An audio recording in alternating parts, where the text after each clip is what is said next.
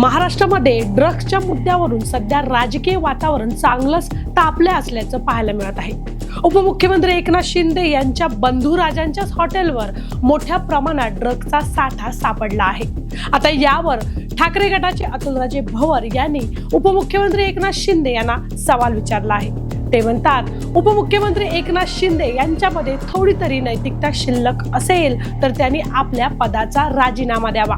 पुढे ते असंही म्हणतात की उपमुख्यमंत्री एकनाथ शिंदे यांना महाराष्ट्रातील तरुणांना बिघडवायचं काम करायचं आहे का, असा सवाल देखील अतुलराजे भवर यांनी विचारला आहे।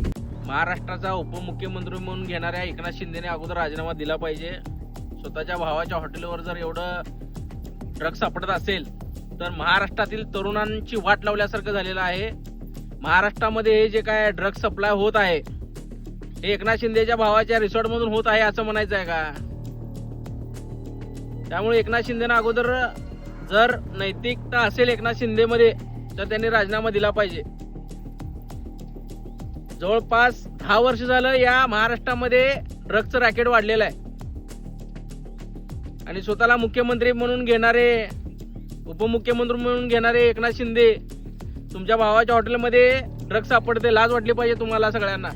अगोदर या लोकांनी राजीनामा दिला पाहिजे, सत्तेतून खाली आलं पाहिजे। तरुणांना देशोधडीला लावणारे हे सत्ताधारी लोक महाराष्ट्राचं वाटोळं करत आहेत। लाज वाटली पाहिजे तुमच्यासारख्या लोकांना। तुम्ही पाहत आहात विस्टा न्यूज मराठी।